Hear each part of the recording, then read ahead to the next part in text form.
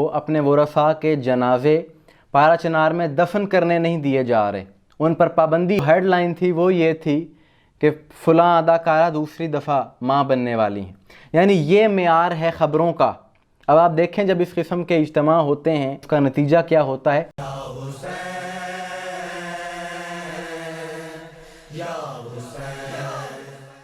بسم اللہ الرحمن الرحیم، السلام علیکم مومنین اکرام، امید ہے آپ سب خیر و عافیت سے ہوں گے۔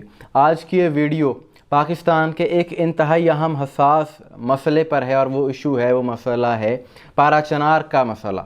کہ جیسا کہ آپ جانتے ہیں کہ گزشتہ 2 سالوں سے وہاں پر مسلسل حالات خراب ہیں، مومنین کو ٹارگٹ کیا جا رہا ہے، اور کچھ دنوں کے لیے وہاں پر امن ہوتا ہے جرگوں کے ذریعے، امن معاہدوں کے ذریعے، اور اس کے بعد پھر سے وہی حالات بن جاتے ہیں، پھر سے بدامنی پھیلتی ہے، پھر سے جنگ کی کیفیت بن جاتی ہے۔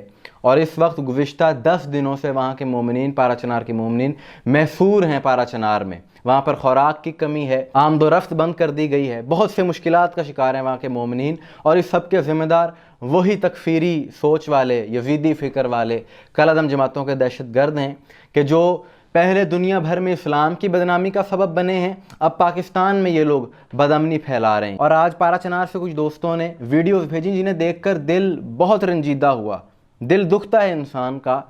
اس کی وجہ یہ ہے کہ انسانی حقوق کی خلاف ورزی ہو رہی ہے، ایسا دنیا میں کہیں نہیں ہوتا جیسا یہاں پر ہو رہا ہے، اور یہ کرنے والے کون ہیں؟ یہی تکفیری سوچ والے عناصر۔ اس حوالے سے بھی بات کریں گے، اور وہاں کے لوگوں کا یہ گلہ ہے۔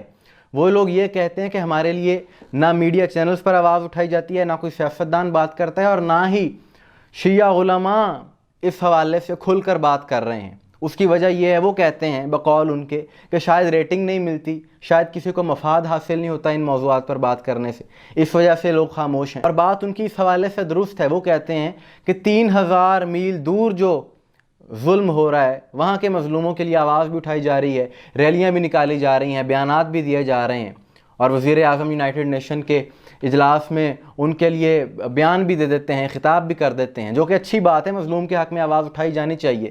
لیکن بھائی جو اپنے ملک میں ظلم ہو رہا ہے، جو یہاں کے مظلومین ہیں، ان کے لیے بھی تو آواز اٹھاؤ۔ کہ فلسطین میں ہونے والے مظالم کے خلاف آپ آواز بلند کر سکتے ہیں، اور آپ کا کردار کچھ نہیں ہے، لیکن یہاں پر تو آپ کے اختیار میں ہے، اپنے ملک کے حالات تو آپ ٹھیک کر سکتے ہیں، لیکن یہاں پر شاید مظلوم کے حق میں آواز بھی مسلک دیکھ کر، نیشنلٹی دیکھ کر، اور ملک دیکھ کر اٹھائی جاتی ہے۔ یعنی اگر کوئی شیعہ مسلک سے ہو یا کسی پسماندہ علاقے سے اس کا تعلق ہو تو پھر اس کو زیادہ اہمیت نہیں دی جاتی۔ اس رویے کی ہم بھرپور مذمت کرتے ہیں، انتہائی قابل مذمت رویہ ہے کہ آج پارا چنار کے مومنین نے شدید احتجاج کیا، سوشل میڈیا پر بھی اس حوالے سے ان میں غم و غصہ پایا جا رہا ہے کہ عام شہریوں کو اپنے ورثاء کے جنازے پارا چنار میں دفن کرنے نہیں دیے جا رہے، ان پر پابندی ہے اس حوالے سے، کیونکہ تکفیری عناصر کی جانب سے، ان دہشت گردوں کی جانب سے پارا چنار جانے والے تمام راستے بند ہیں، اور انہوں نے اعلان کر رکھا ہے کہ جو بھی یہاں سے گزرے گا اسے ہم نشانہ بنائیں گے۔ اور یہ رویہ کسی بھی مہذب معاشرے میں نہیں اپنایا جاتا،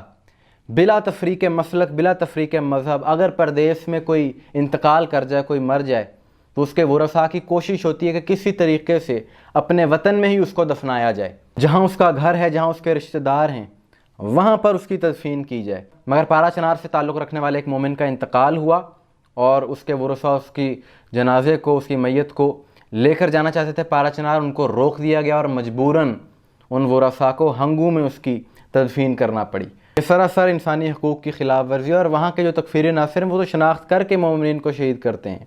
اور اس قسم کا یہ پہلا واقعہ نہیں ہوا، پہلے ہم نے دیکھا کہ زخمیوں کی ایمبولینسز پر حملے کیے گئے، ان کو پشاور اسپتال نہیں لے کر جانے دیا گیا۔ اس کے بعد جو شیعہ طلباء پارا چنار سے پشاور ایگزام کے لیے آ رہے تھے انہیں روکا گیا، اور اب ورثاء کو میت لے کر جانے نہیں دیا گیا اپنے وطن۔ تو یہ ظلم کی انتہا ہے، اور اس بارے میں نہ کوئی آواز اٹھا رہا ہے، اور نہ اس حوالے سے حکومت سیریسلی کوئی ایکشن لے رہی ہے۔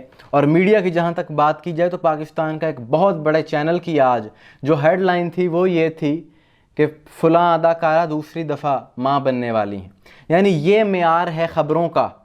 اس قسم کی خبریں دے دیتے ہیں، لیکن جو موجودہ حالات ہیں، جو اہم مسائل ہیں، انتہائی حساس اور سنگین مسائل ہیں، ان کے بارے میں کوئی بات نہیں کرتا۔ تو ایسی صورتحال میں مومنین کا یہ فرض بنتا ہے کہ ان حالات سے زیادہ باخبر رہیں، آگاہ رہیں اور سوشل میڈیا کے ذریعے زیادہ سے زیادہ آگاہی پیدا کریں لوگوں میں۔ یہ جو ظلم ہو رہا ہے اس حوالے سے زیادہ آواز بلند کریں، اور ہمارا تو یہی موقف ہے کہ ظلم جہاں پر بھی ہو ہم اس کی مذمت کرتے ہیں، ظلم کے ہم خلاف ہیں، ظالم کے ہم خلاف ہیں اور مظلوم کے حمایتی ہیں۔ اور بات یہ ہے کہ آواز اٹھانے کی تو ضرورت ہی نہیں پڑنی چاہیے عوام کو، یہ حکومت کا حق بنتا ہے کہ جو ملوث ہیں، جو مجرم ہیں، یہ ظلم کرنے والے ہیں، ان کے خلاف سخت سے سخت ایکشن لیے جائیں۔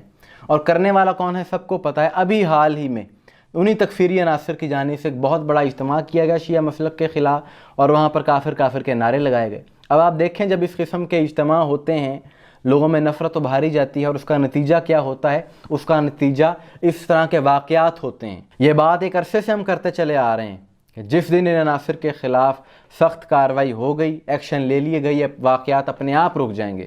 لیکن بات یہ ہے کہ ایکشن لیے نہیں جاتے۔ اسلام آباد جیسے دارالحکومت میں، اسلام آباد جیسے شہر میں عناصر کھلے عام جلسے کرتے ہیں اور شیعہ مسلک کی تکفیر کرتے ہیں، دھمکیاں دیتے ہیں، پھر بھی ان کے خلاف کارروائی نہیں کی جاتی۔ اور ویسے اگر کوئی واعظ، اگر کوئی خطیب، اگر کوئی ذاکر کوئی تاریخی حقائق پر مبنی بات کر دے جو کہ شیعہ سنی مسلک کی دونوں کتابوں میں درج ہو اور اس میں کوئی توہین کا پہلو بھی نہ ہو بلکہ حقائق پر مبنی ہو، تو اس پر فوری طور پر FIR درج کر لی جاتی ہے، یعنی وہاں پر فوری طور پر ایکشن ہوتا ہے۔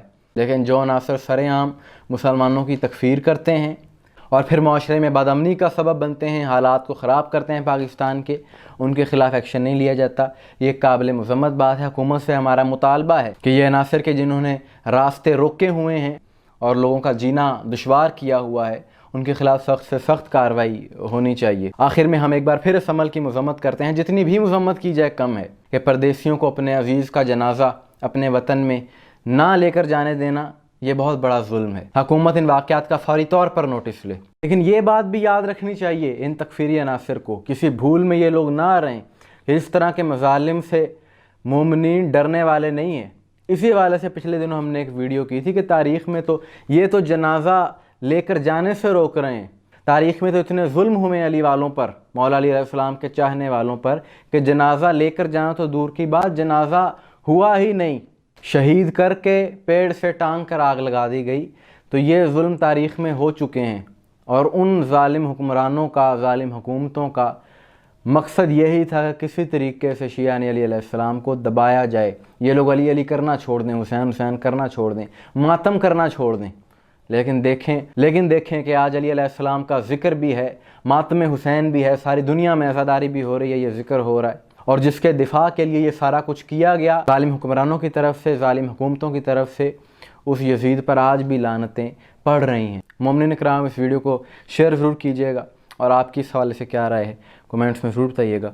مجھے دعا میں یاد رکھیے گا۔ السلام علیکم ورحمۃ اللہ۔